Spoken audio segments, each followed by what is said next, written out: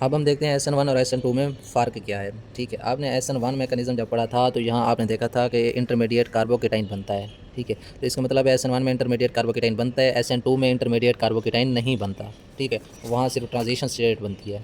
ठीक है, एक तो ये फ़र्क आ गया। जब इंटरमीडिएट कार्बोकेटाइन SN1 में बनता है तो मैंने बताया था कि उसमें रीअरेंजमेंट होती है, यानी मोस्ट स्टेबल कार्बोकेटाइन अपने आप को रीअरेंज करता है।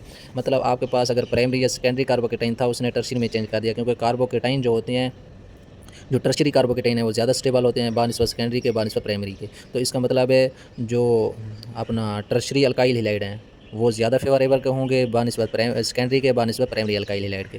टर्शियरी अल्काइल हैलाइड यहाँ SN1 को ज़्यादा फेवर करते हैं, लेकिन जहाँ उलट हो जाता है, यहाँ प्राइमरी अल्काइल हैलाइड ज़्यादा फेवर करते हैं SN2 को बानिस्बत सेकेंडरी के, बानिस्बत टर्शियरी के। ठीक है, तो अब हमने देखा SN1 से मुराद है ये यूनिमॉलिक्यूलर है, 2 से मुराद ये बाई मॉलिक्यूलर है। ठीक है, यूनिमॉलिक्यूलर है तो ऑर्डर 1 है, बाई मॉलिक्यूलर है तो ऑर्डर 2 है। ठीक है, और हाँ, रेट और रिएक्शन किस चीज़ पे डिपेंड करता है। आपने SN1 में देखा था कि SN1 में जो स्लो स्टेप था वहाँ सिर्फ और सिर्फ सबस्ट्रेट हिस्सा ले रहा था, तो फिर रेट ऑफ रिएक्शन इसी सबस्ट्रेट पे डिपेंड करेगा। तो rate of reaction directly proportional होगा सबस्ट्रेट के, यानी सबस्ट्रेट पे डिपेंड करेगा। लेकिन जहाँ SN2 में न्यूक्लियोफाइल और सबस्ट्रेट दोनों पे डिपेंड करेगा, तो रेट ऑफ रिएक्शन बराबर है K इंटू सबस्ट्रेट, और यहाँ rate is equal to K constant, nucleophile और सबस्ट्रेट दोनों पे।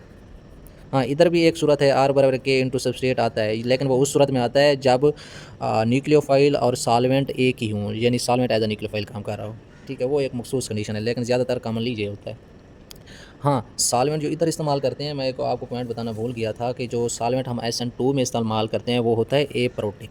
एप्रोटिक का मतलब है जो प्रोटॉन खारिज ना करे, क्योंकि आपको पता है अगर इधर इसने प्रोटॉन H पॉजिटिव, प्रोटॉन होते हैं H पॉजिटिव, अगर इसने H पॉजिटिव खारिज कर दिया तो H पॉजिटिव ने तो न्यूक्लियोफाइल के साथ जाके अटैक कर देना है, यानी HBr बना देना है। Br और H पॉजिटिव ने मिलकर HBr बना देना है, तो न्यूक्लियोफाइल ने इधर आके अटैक ही नहीं करना, उसे तो H मिला और HBr बना दिया। इसलिए हम कोशिश करते हैं कि यहाँ सॉल्वेंट एप्रोटिक हो जो प्रोटॉन H पॉजिटिव खारिज ना करे। अगर पॉजिटिव चार्ज खारिज हो गया तो उसने न्यूक्लियोफाइल के साथ अटैक करके फौरी रिएक्शन कर देना है, और न्यूक्लियोफाइल मुयस्सर ही नहीं होगा सबस्ट्रेट के साथ रिएक्शन करने के लिए। इसलिए यहाँ ये प्रोटेक इस्तेमाल करते हैं। लेकिन यहाँ जो हम सॉल्वेंट इस्तेमाल करते हैं SN1 मैकेनिज़्म में, वो प्रोटेक होता है, यानी वो प्रोटॉन खारिज कर सकते हैं, H पॉजिटिव खारिज कर सकते हैं। क्योंकि यहाँ जो प्रोटॉन अगर खारिज हो भी गया है तो हम देखते हैं रेट डिटरमिनेंट स्टेप। ठीक है, रेट डिटरमिनेंट स्टेप में अगर H पॉजिटिव है भी सही तो यहाँ कोई न्यूक्लियोफाइल नहीं है जो इसके साथ अटैक कर ले। ठीक है, अगर Br नेगेटिव ने आके इसके साथ अटैक कर भी लिया है, HBr बना भी दिया है, तो ये तो हमारा फ़ायदा हो गया है, नुकसान नहीं हुआ। ठीक है, जो लीविंग ग्रुप ने आके इधर HBr बना दिया है तो इससे फ़ायदा हुआ है, लेकिन इस हमारे न्यूक्लियोफाइल को कोई नुकसान नहीं पहुँचेगा। ठीक है, तो अब आपको समझ में आ गया होगा कि जो सॉल्वेंट SN1 में इस्तेमाल होता है वो प्रोटेक होता है, जो SN2 में होता है वो एप्रोटेक होता है, और सॉल्वेंट दोनों में होता पोलर है। ठीक है, हाँ, ऑक्सीडेशन स्टेट जो इधर थी वो थी +1, इंटरमीडिएट कार्बोकेटाइन जो बना था ना SN1 में, ये बना था। तो यहाँ आपको पॉजिटिव चार्ज कार्बन पे नज़र आ रहा है, बाकी कोई भी चार्ज नहीं है, तो ऑक्सीडेशन स्टेट क्या होगी, +1।